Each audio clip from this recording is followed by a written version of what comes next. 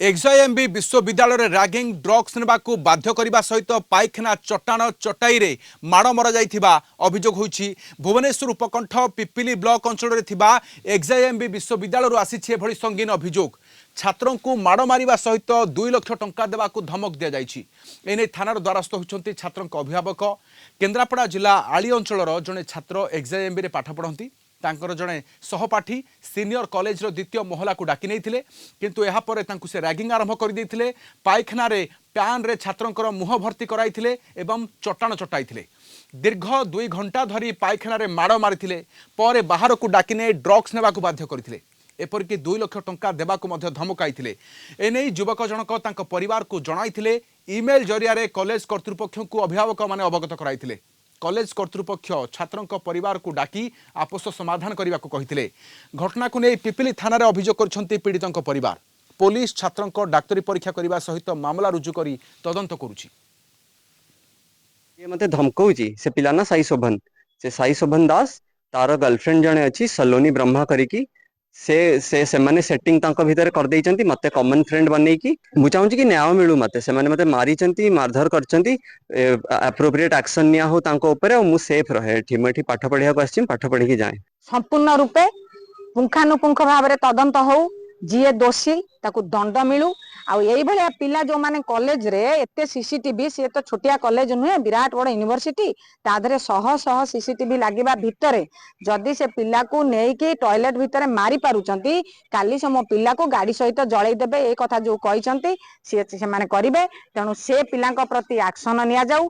College नौ नतुबा आईन रो जो आश्रय मु नेची आईनी मते दो न्याय दो। ताकू तार क्लासमेट एवं तार सीनियर एवं अन्य 2 जन सहयोगी ताकू टॉयलेट रे पूरी बाड़ाबाड़ी करछन्ती एवं फिजिकली एवं मेंटली हरास करछन रिपोर्ट करछन। ताकू ड्रग्स खाए मध्ये बाध्य करछन। टंका मध्ये ना मागुछन्ती मागी ब्लैकमेल करछन्ती। से संक्रांत से रिपोर्ट करछन्ती। 749/25 केस रजिस्ट्रेशन करे तदंत आरंभ करछ। घटना घटला 24 तारिख 24/11 रे से आज रिपोर्ट करछन्ती। वर्तमान में को मेडिकल पठेबो। मेडिकल करी जहाँ रिपोर्ट आसे से एक्शन लिया जाए।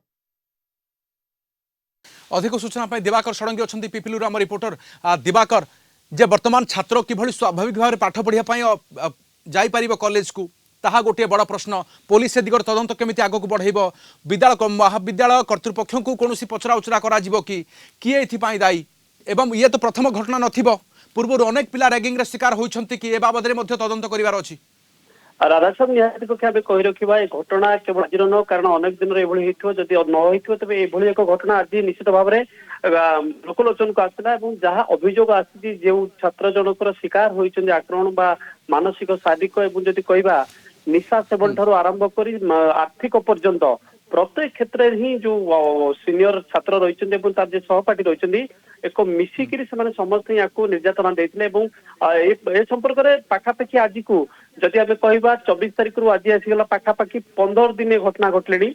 निश्चित भाव मानसिक अवस्था रही छात्र जनक रही माँ बाध्य हुई जेहेतु पुओ जीवन प्रति विपद रोचे जो रोचे धमक देते हत्या धमक देते निश्चित भाव में पुओर जीवन प्रति विपद रही जहाँ से काली थाना अधिकारी सम्मुख ही प्रतिक्रिया रखी पुओ को सुरक्षा देवा सहित कॉलेज रे अन्य जो छात्र मान अच्छा सुरक्षा देवा दरकार। एवं जो निशा कथा आप कहते से जो अभियोग आती निशा कथा से निशा को दूराई अभियोग रोचे कारण पुओ भली आउ कौन पिला क्षेत्र में ये घटना न घटू।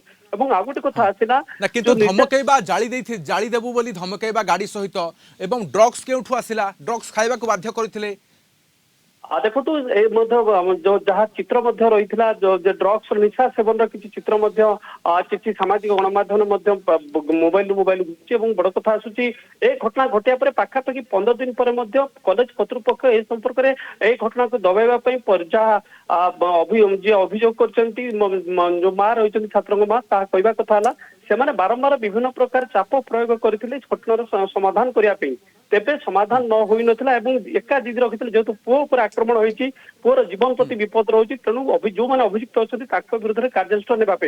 एवं आउ गोटे कथा बड़ डिमांड रही राधा साहब आम कहीपर जो कॉलेज यूनिवर्सिटी परिसर रे जो सीसीटीवी अच्छी सीसीटीवी रो जांच तांकर प्रथम दाबी रहउछि एवं तांकर पुअर सुरक्षा निहाती भाबे से आशा रखिछन्ति थाना अधिकारी ठरू भरोसा पाइछन्ति एवं थाना अधिकारी जे रहिछन्ति तांकर अभियोग ग्रहण करछन्ति एवं एक टीम गठन करी कॉलेज यूनिवर्सिटी को जाइछन्ति एवं सेठारे आलोचना करछन्ति जेहेतु यह एक संवेदनशील घटना अछि एसपी को अवगत करैछन्ति एवं परवर्ती पर्यायर जे एसपी रहिछन्ति निहाती छात्र माने पाठ पढ़िबा पई जाउछन्ति छात्र छात्री किंतु सेठी रैगिंग हेबो ड्रग्स जीवो धमक देबे एभली गुंडागर्दी कथा आसीबो तेबे ए अभियोग को पुलिस निश्चय तदंत करिवो कारण सुस्थ वातावरण फेराइबा मध्य गोटे बड़ कर्तव्य हेबे बहुत बहुत धन्यवाद तमाम सूचना पे हम दिवाकर षडंगी रहितले पिपिलुर हम रिपोर्टर अधिक सूचना पाई।